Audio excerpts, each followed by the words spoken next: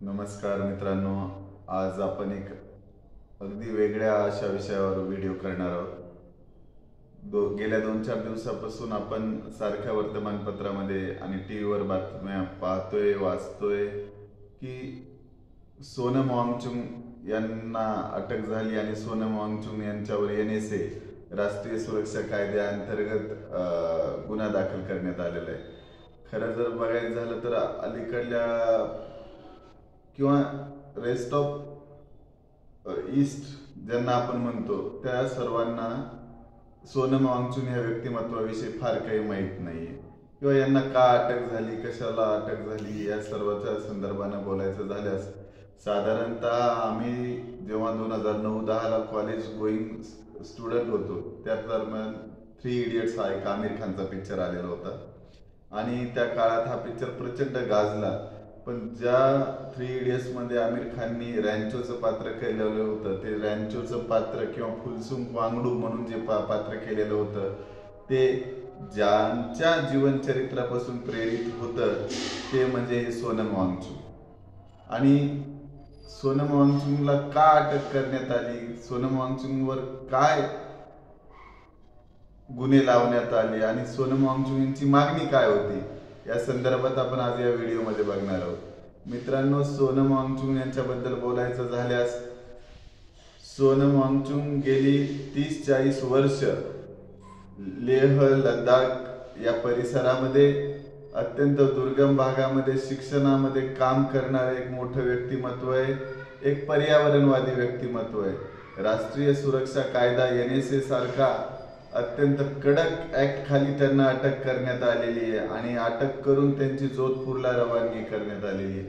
पण ह्या सर्व घडामोडी बघता की असं काय घडलं होतं मित्रांनो, पाहायला जर गेलं, जेव्हा केंद्र शासनाने 370 व कलम हटवलं, देशभरातून केंद्र शासनावर, मोदी सरकारवर टीका होत असताना हेच सोनम वांगचुक आहेत की ज्यांनी तत्कालीन कालखंडामध्ये 370 हटवण्याचं समर्थन केलं होतं. हे समर्थन का केलं होतं की त्यांना एक आशा होती की 370 हटवल्याच्या नंतर आमचा जो प्रदेश आहे, आमचा जो भाग आहे, हा जागतिक आणि राष्ट्रीय लेवलवर सगळ्या व्यापारासाठी याच्यासाठी खुला होईल. पण झालं नेमकं उलटच. आज काय परिस्थिती आहे, 370 हटवणे फार मोठा बेनिफिट त्या एरियाला, त्या टेरिटरीला होत नाहीये. आज जर बघायचं झाल्यास ज्या आंदोलनासाठी सोनम वांगचुक यांना अटक झाली, ज्या आंदोलनामुळे सोनम वांगचुक यांच्यावर ही कार्यवाही करण्यात आली आणि जेन झीचा जो मुद्दा पुढं करून या सगळ्या गोष्टीचा केंद्र शासनानं आणि गृह मंत्रालयानं जो आक्षेप घेऊन ही कारवाई केली, ही कारवाई अत्यंत निषेधार्थ आहे. खऱ्या अर्थानं जर बघायला झालं तर एका पर्यावरणवादी आणि मानवतावादी आणि शिक्षण शास्त्रामध्ये ज्यांनी अत्यंत मोलाची कामगिरी केली, खऱ्या अर्थानं त्यांच्यावर राष्ट्रीय सुरक्षा कायद्यासारखा ऍक्ट लावण्यात आला. जर सोनम वांगचुक यांचं कार्य आपण पाहिलं तर लेह लडाख ह्या परिसरामध्ये उणे 15, उणे 20 अंशामध्ये जिथं मानवी अस्तित्व राखणं धोक्याचं आहे आणि जिथं जगणं मुश्किल होऊ शकतं, अशा ठिकाणी आपल्या सैन्याच्या मदतीसाठी सोनम वांगचुक यांनी सोलार टेंटचं इन्व्हेन्शन केलं. की हे सोलार टेंट ज्या पद्धतीनं होते की ज्या सोलार टेंटमध्ये बाहेर -20चं टेम्परेचर असताना जर तुम्ही सोलार टेंटमध्ये गेले तर रात्रीच्या वेळेस सुद्धा आपल्याला 15 डिग्री सेल्सिअस मध्ये म्हणजे सुसह्य पद्धतीनं राहता येऊ शकेल असं इन्व्हेन्शन ज्या माणसानं केलं आणि ज्या माणसानं हिमालयन अल्टरनेटिव्ह एज्युकेशन सारख्या सोसायटी स्थापन करून जे विद्यार्थी या शिक्षणाच्या प्रवाह क्षेत्रामध्ये मागे पडतात त्यांच्यासाठी शिक्षण क्षेत्रामध्ये भरीव काम करण्याचं काम या सोनम वांगचुकनी केलं. आणि हे सगळं काम होत असताना नेमका गव्हर्नमेंटचा जो त्यांच्यावर आक्षेप आहे किंवा त्यांच्या ज्या संस्थांना फॉरेन फंडिंग होते आणि त्या फॉरेन फंडिंगच्या माध्यमातून सोनम वांगचुक यांचा आत्ताच काही आठवड्यापूर्वी पाकिस्तानला जो दौरा झाला होता त्या दौऱ्यामध्ये डॉन हे तिथलं एक चांगलं मोठं वृत्तपत्र आहे आणि या वृत्तपत्रानं युनोच्या साह्यानं ती कॉन्फरन्स भरवली होती आणि तिथं सोनम वांगचुकचा समावेश होता. पण या सगळ्या गोष्टी होत असताना याचा आणि या आंदोलनाचा कुठेही संबंध नाहीये, कारण सोनम वांगचुक हे एक जागतिक लेवलचं व्यक्तिमत्व आहे. रॅमन मॅग्सेसे सारखा पुरस्कार मिळालेला हे आंदोलक हा कार्यकर्ता आहे. आणि याचं चित्र, सोनम वांगचुक याचं चित्र रेस्ट ऑफ इंडिया हे अत्यंत विकृत पद्धतीने रंगवण्यात येत आहे.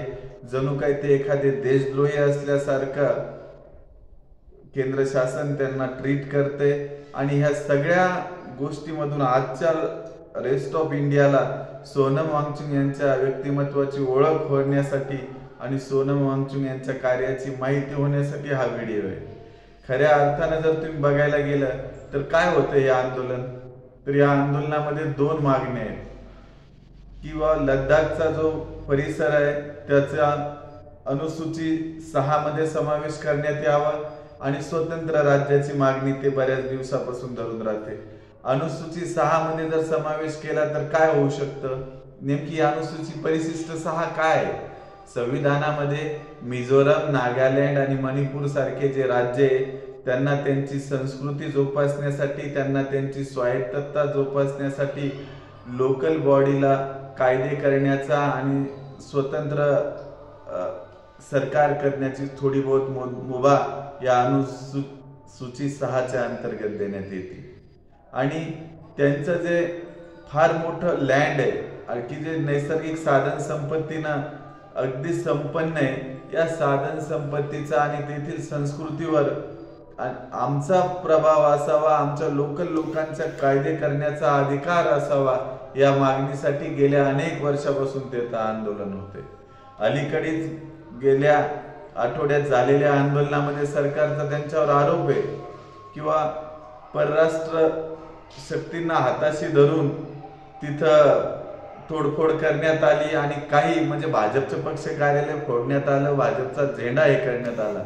पण खऱ्या अर्थानं जर तुम्ही बघायला गेलं तर एक व्हिडिओ आपल्याला टीव्ही चॅनलवर सगळीकडे प्रसारित व्हायला मिळतो की त्या आंदोलकांनी भाजपचा झेंड्याला जरी हात लावला असला पण राष्ट्रीय ध्वज तिथं आबादित ठेवण्यात आला.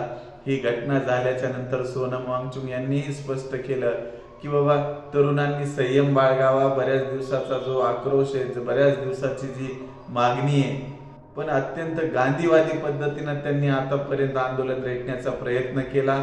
लेह ते दिल्ली ही त्यांनी पदयात्रा काढली. हे सगळं होत असताना अगदी क्रिमिनल सारखी वागणूक सोनम वांगचुक यांना देण्यात येते आणि जोधपूर सारख्या ठिकाणी त्यांना नेऊन सरकार एकंदरीतच हे आंदोलन दडपण्याच्या मागे लागले की काय अशी परिस्थिती आहे. एकंदरीतच हे आंदोलन का दडपायचं, तर भाजपचा जो राष्ट्रीय अजेंडा असतो, ऑक्टोबर मध्ये तेथे इलेक्शन होऊ घातलेत आणि या इलेक्शनच्या पार्श्वभूमीवर स्थानिक लोकांचा जो रोष आहे, जर सोनम वांगचुक खुले राहिले तर स्थानिक लोकांचा रोष वाढीला लागून आपल्याला तिथं सत्ता हस्तगत करणं अवघड जाऊ शकतं.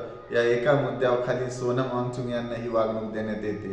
परंतु लेह आणि लडाखचा जो परिसर पाहता भारतीय राष्ट्रीय सुरक्षेच्या दृष्टीनं तेथील जनमत आपल्या बाजूने आणि राष्ट्राच्या बाजूने असणं हे अत्यंत महत्त्वाचं असल्यानं आपल्याला या परिसरात आणि या संवेदनशील भागामध्ये या पद्धतीचे निर्णय घेत असताना अत्यंत सकारात्मक पद्धतीने आणि तेथील लोकांना विश्वासात घेऊन हे सगळ्या धोरण आखण्याची गरज असताना मोदी सरकार अत्यंत मनमानी पद्धतीने त्यांच्या राजकीय हिताच्या आड येणाऱ्या आंदोलकाला अत्यंत चुकीच्या पद्धतीने अटक करण्यात आलेली आहे. एकंदरीतच या सोनम वांगचुक यांच्या अटकेचा देशभरातून आणि जगभरातून निषेध झाला पाहिजे आणि सोनम वांगचुक यांना लवकरात लवकर सुटका झाली पाहिजे, या पद्धतीची मागणी खऱ्या अर्थानं जेन झी ज्याला आपण म्हणतो किंवा जो आजचा तरुण वर्ग आहे, अखिल भारतातल्या तरुण वर्गानं सोनम वांगचुक सारख्या